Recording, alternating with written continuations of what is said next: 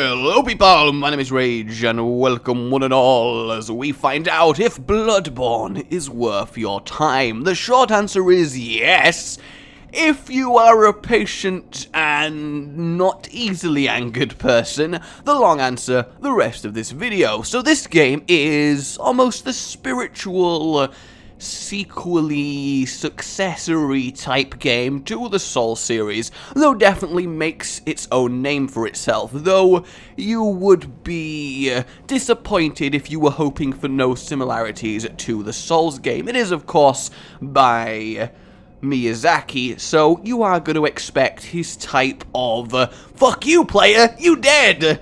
Tomfoolery as you go throughout the game. But what is different? That's what makes it important, and that's what we're going to focus on today. First and foremost, as you can probably already see, the game looks freaking beautiful. It is PS4 exclusive, and honestly, they have done a pretty damn good job. The game as a whole looks absolutely wonderful, and it is an absolute joy to explore the city of Yharnam, where this game takes place. So, what even is it? Well, it's an action RPG in essence, with a kind of Victorian London vibe if it was infested with monsters and beasts is very much the theme of the game. Humanity being taken over by the plague of beasts and becoming somewhat base and actually filled with bloodlust and desire. So let's go into a little bit of, whoa, the combat here. This guy is a little bit tricky, as you can see, and there we go. Now, I am in an area that I am a little bit over-leveled for, so do not take this as a sign of the difficulty, because yes, this game is very difficult. I am 15 hours in, not even halfway, and I have got my ass kicked multiple times, despite having lots of experience in Souls game. This game will take you through the ringer. You have a lot to learn if you are a new player, and you have a lot to kind of forget habits-wise if you are a Souls player. So basically what I just did there is if you sneak up behind an enemy and do a power attack from behind, you will knock them over, which then lets you do a visceral attack, which is a sort of cutscene-y, mega powerful attack that does a crap ton of damage, as you can see. Now, I'm going to try my best not to spoiler anything, because obviously the story of this game is a big, important factor, piecing it together and seeing the world unfold before you. So anything that's definitely spoilery, I'm going to leave to the end. For example, I'm going to show you a boss at the end of the video, but if you really don't want to know what that boss is, then I will obviously give you warning and try and tell you everything you need to know before then. So in terms of the combat and your equipment, the main thing you're going to want to know about, there are a lot less weapon choices and armor choices in the game than the other Souls game, but this is in some respect made up for by the, Jesus, that dog nearly destroyed me. This in a lot of respect is made up for by the fact that every single weapon in the game is what you call a trick weapon. So as you can see, like the proper Victorian gentleman that I am, an old done with the world hunter in a top hat, I am using a cane to beat these uncouth youths asunder, but as the trick weapon would imply, with a flick of my wrist, my cane is now a bladed whip. And you can switch between these forms at will. We have the whip, and then we can go back into sword mode. And every single weapon in the game can do this, and I will show you some of the weapons that are available later on in the video. And then on my other hand, you may notice I have a pistol, and there are various types of offhanded weapon, for example, flamethrower, but we'll get into that later. So what does the pistol do? Well, in terms of damage, it's pretty pathetic, honestly, compared to your sword, but what it does let you do, if you time it right when somebody attacks, there you go, they go on their knees, which lets you walk up to them and basically rip their spine out. It is a very important thing to learn. It is a very high skill requirement. You have to time it perfectly, and it makes some very tough enemies a lot easier than they otherwise would be. So the skill really is there, and you are going to have to get very good at the combat if you want to make this game work. Now, the armor that I'm wearing, honestly, most of the armor I've found so far is purely visual in terms of how it functions. When a corpse is glowing or when you see that glowingness around the world, it means there is loot to go pick up. So the vial that I just got, the blood vial, basically what they do, it's just your heal. You can stab yourself with the injection and you gain some health. You can do it while moving, albeit you go a little bit slower, and you find these around the world, and you can buy them from a shop in your hub base, which I will show you later on. They're fairly common, but you do find yourself running out if you keep dying over and over to the same enemy and have to keep attempting him without restocking your supplies. So we are going to take out these guys and try our best to run up to here as he fires his gun at me, and then goodbye and good night. And these guys are normally good because they drop quicksilver bullets, which is my second currency underneath my health files, and they are of course what powers the pistol, as you might imagine. If you run out of them, you can't do that, and various weapons that you hold in your left hand do use the bullets as a resource. For example, my flamethrower slowly burns through my bullets, using them as a fuel, so you gotta manage them as well. So there's a fair amount of resource management. Aside from that, you have your usual assortment of items: oils, urns to cover people in oil to amplify fire damage, poison throwing knives, fire paper which sets your weapon ablaze to do bonus damage, and various other little bits and pieces that I don't want to go into too much detail, because discovery of what everything does and what it's effective for is a big part of enjoying and getting into the game. One thing I do want to mention that completely went over my head while I was making this video is that the sound direction in the game is absolutely flawless. The atmosphere is intense. The screams and snarls of creatures and beasts, the echoey footsteps, the music on bosses is incredible. The eerie silences where you can just hear subtle noises. It really is great sound-wise. That really does need stressing. It is one of the best sounding games I have ever played. So yeah, look forward to that if you do choose to get this, because honestly, I didn't mention this in the video, but this for me is the first console selling game to come out on PS4, and as a dedicated PC gamer, that is a big thing for me to say. So on with the show. So in terms of the combat then, you've been seeing a fair amount of it honestly, and how does it differ from its predecessors, at least spiritually, in the Souls series? Well, they have done a very big tonal shift, and it is really the biggest draw of the game.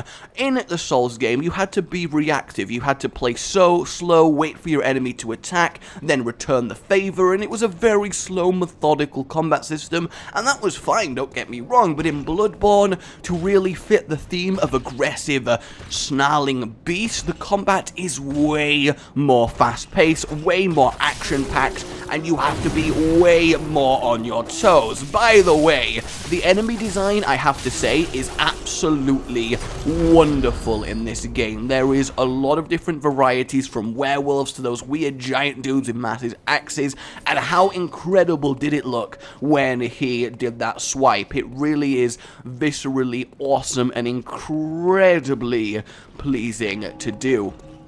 So we'll go into this graveyard where there is two more of them. If I can sneak up on him and get a backstab, it makes it very, very easy to kill him. Not that it really does matter. So you will have been noticing that enemies are dropping various things which increase the currency in my top right. These are your blood echoes, or souls, if you are used to that, and basically they are what you spend to buy stuff and upgrade your character level up and increase your skill points, which, as you can see, are here: vitality, endurance, strength, skill, blood tinge, and arcane. They all do different things and they all boost different weapons, but I don't want to go into too much detail on that because, again, the discovery is half the fun, but the stats are fine, they work, and you can upgrade as you would expect to do. There's nothing really crazy going on there. So the main thing that I want to mention about the combat, that cold blood, by the way, just gives me a nice boost to those souls. If I go find an enemy that isn't as deadly as giant axe-wielding maniac,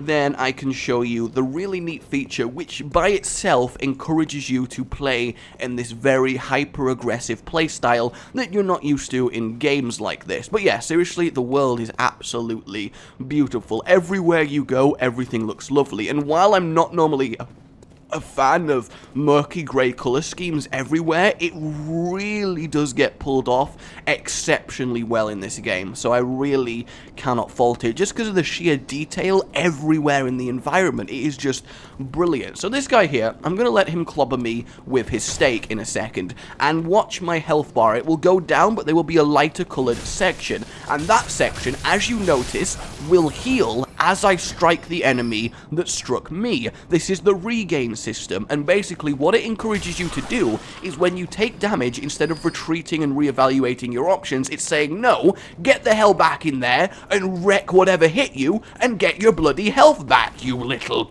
wimp. And that is a fantastically cool system, and by itself, in its simplicity, really encourages a much faster, much more visceral, much more exciting playstyle, and it's good. It is really damn good. So yeah, I am very happy with the combat. It is still highly skill-based, yet a lot more action-packed and a lot more aggressive. It is the perfect blend. It really, really is. And of course, being the perfect Victorian gentleman with my cane weapon, I am perfectly suited to destroying all of these terribly uncouth individuals. So, goodbye, Mr. Scythe guy, who does look pretty damn badass, all things considered. I want to take him out before he starts firing his weapon at me. That will happen a lot. There are a lot of instances where not knowing the level layout will get you smacked from round a corner, so you really have to pay attention. There are lots of secrets, lots of Easter eggs, lots of random loot to be found. You are really rewarded for exploring the hell out of this game, so you really want to do that. There are a lot of secret things that you can find. So what I'm going to do here is go back to the hub world for now and show you what that is all about so you can get a feel for it. There are so many areas in the game, it would be impossible to show you them all, but they all have a wonderful amount of enemies, wonderful variety, and they all look very cool. There are a lot of broken down city areas, but I am still early in the game, and I imagine that will shift it up. I have been sort of through a forest woodeny area that was filled with witches, and that was pretty damn badass. So these lamps around the world are your checkpoints, and there are also friendly characters that you will meet, such as this old lady that we really were not going to talk about, but there are a lot of characters to find, and a lot of them will help you, have interesting stories, things that you can do for them, and generally provide a much more compelling experience lore-wise, because they're all rather interesting. Yes, a little bit unhinged, deranged, and kind of crazy, but, you know, they're fun to at least listen to. So, the Hunter's Dream we are returning to before I go over this, the loading screen. The game's loading screens are absolutely abysmal. You will spend so much time loading, and it leads to ridiculous amounts of frustration. Say you were on a boss, the boss kicks your ass, as it does, that's fine. You expect the learning curve, you expect a boss to stab you to death, claw you to death, bite your head off, put an axe in my face. I literally faced a boss that grabbed me in a grapple, took out a tiny little axe, and just repeatedly, almost gently, pressed it into my face. It was both amazing and sickening, and I loved it. Either way, that sounds me, oh, I love axes in my face. It does it for me. But yeah, say you die to a boss, you then have to sit through like a minute-long loading screen that basically goes, think about what you've done and how bad you are, and it is frustrating. The loading times are abysmal, and be aware of that. It really, really is, and it's one of the two majorly negative things I have to say about this game. So, this lady here is the doll in this area, which is the Hunter's Dream, a safe hub area for you. Channeling blood echoes is how you raise your stats, as you can see, and you can do a different build. Certain weapons like strength, certain weapons like skill, which is your agility basically, certain weapons like arcane, which is your magic, though there isn't actually any spells in Bloodborne. It's all done via artifacts, so it's a little simpler on that front, which is a little bit disappointing for me. We have the shop where you can buy various things, and, you know, it's all what you'd expect from a hub world, where you can do everything, and then these gravestones let you teleport to various places that you've been. And to put it in perspective how far I have not been through this game, we have this gravestone which has this many locations, and there are 4 teleport gravestones, and I have only unlocked one area on these 2, so I have a long way to go. In here you can upgrade and fortify your weapons and put various runes in them. Blood, gem, fortification. These increase various things like 5% more physical attack on your weapon, weapon. It's a nice way to customize your character. You can also customize your character with little runes that you have found, which mean that you maybe have a different playstyle. Like, for example, I gain more of the blood echoes from doing the crit attack, so I'm now more encouraged to do that. So they're nice little ways of customizing further that we didn't have before in previous Souls games. Now, these here are ritual altars, and what they let you do is generate a procedurally generated dungeon that is random each time with random enemies, bosses, and loot that you can go in and find, and these are brutally difficult, and I have not explored them nearly enough to give more of an evaluation like that, but they do seem, that was a great sentence, like that, but they do seem very promising and a really nice way to extend endgame. There is New Game Plus on this, as you would expect, where everything gets harder and more rewarding, so this is really all you need to know of the hub world. So if we go back to the Cathedral Ward, which is where we were, and sit through a delightful loading screen where you get to be very familiar with the text of Bloodborne, and yeah, the game, honestly, very damn good. The world, aesthetically, story-wise, lore-wise, brilliant so far. The combat, excellent. The difficulty, brutal, but fair. If you pay attention and learn and get all the little bits and pieces, you will do fine. If you rush forward headlong, not caring, you will die and probably get frustrated. So this is really a game that you get out of it what you put into it. And I really am a big fan of games like that. There is not enough of them these days. There really is not. And I mean, what more do you need to know? The world great, combat great, enemies great, the equipment is great, it really is, and there's not much to complain about. However, I'm going to do a little bit complaining, because one of the most irritating things in the game, and one of the biggest things that would put someone off, in my opinion, is that most of the time, yes, you're fighting these brutal monsters,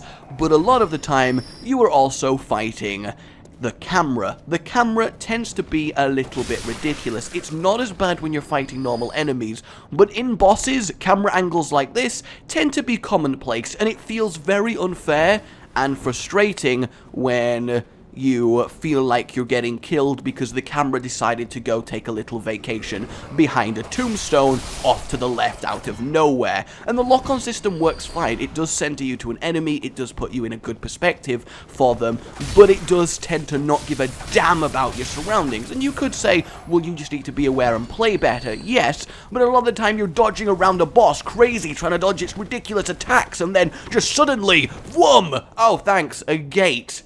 And it tends to grate. Haha, that was also a great. So hilarious.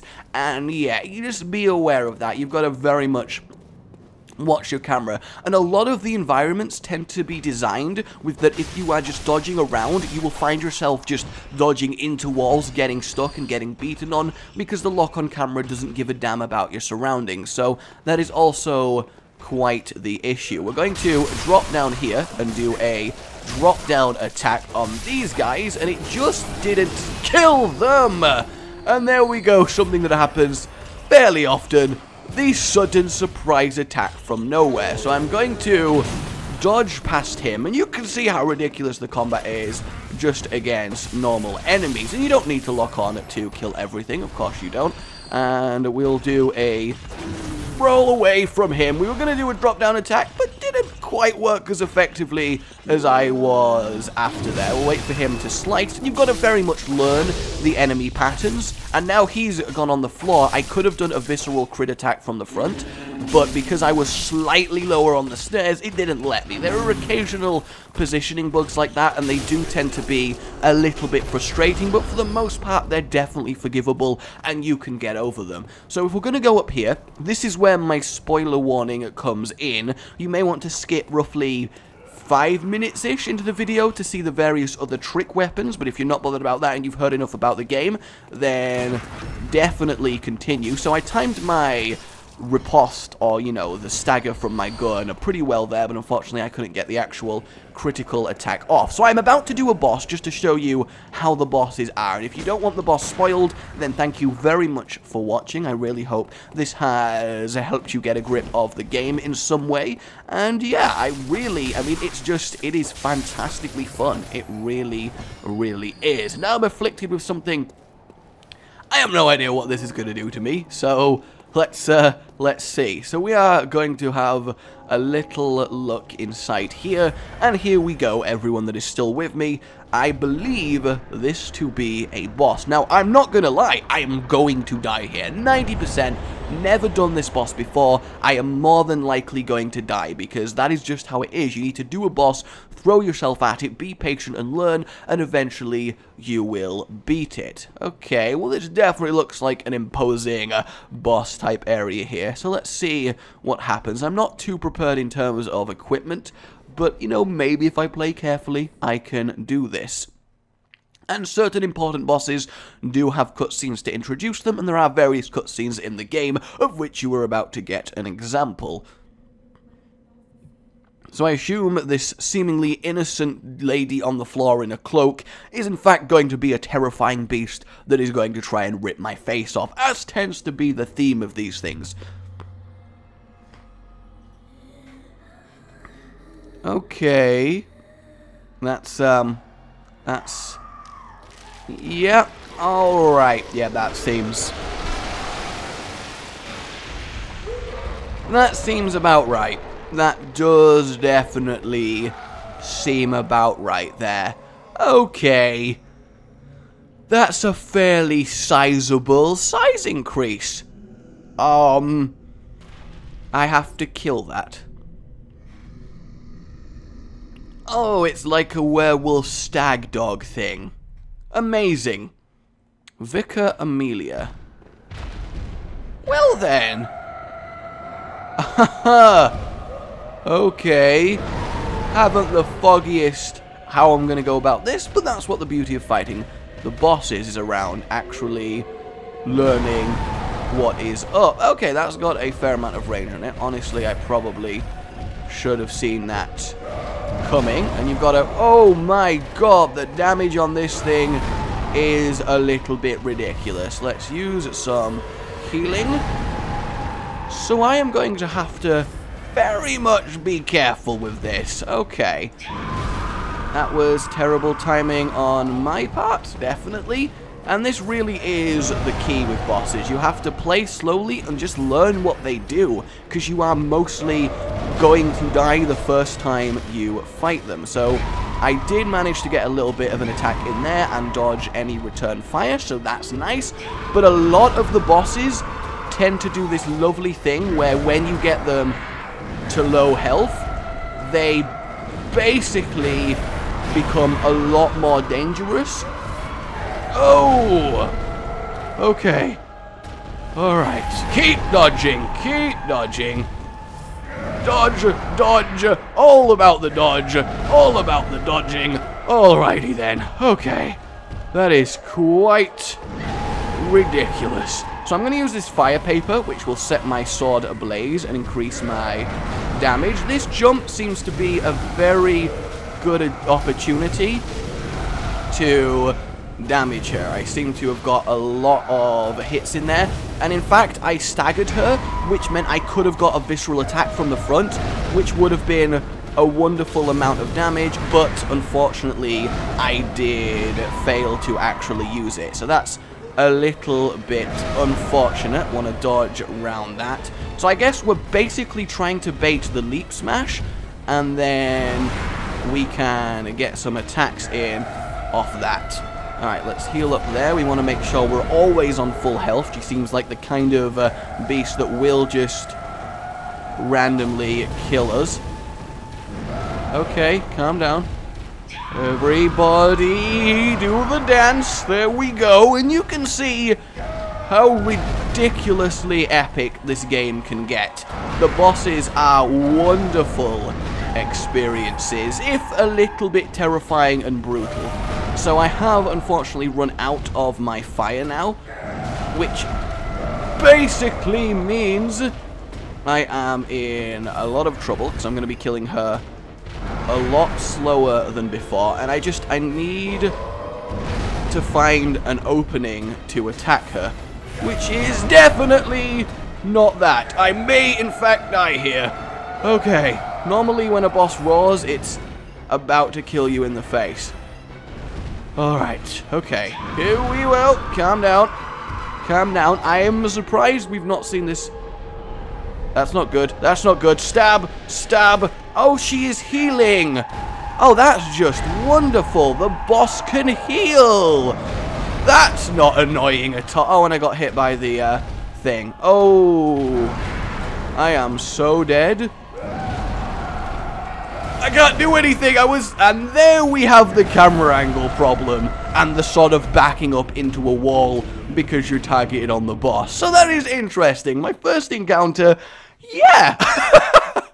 Oh, I do love it though. It is a wonderful experience because you got owned by the boss, and then you try again, you go back, you have another go, you do slightly better, and you repeat until you bring it down, and then it's like, yes, bloody God! It's such a satisfying, rewarding experience, but you can't let yourself get frustrated, otherwise you will start to hate the game. So there you go, guys. That is pretty much all I have to show you now.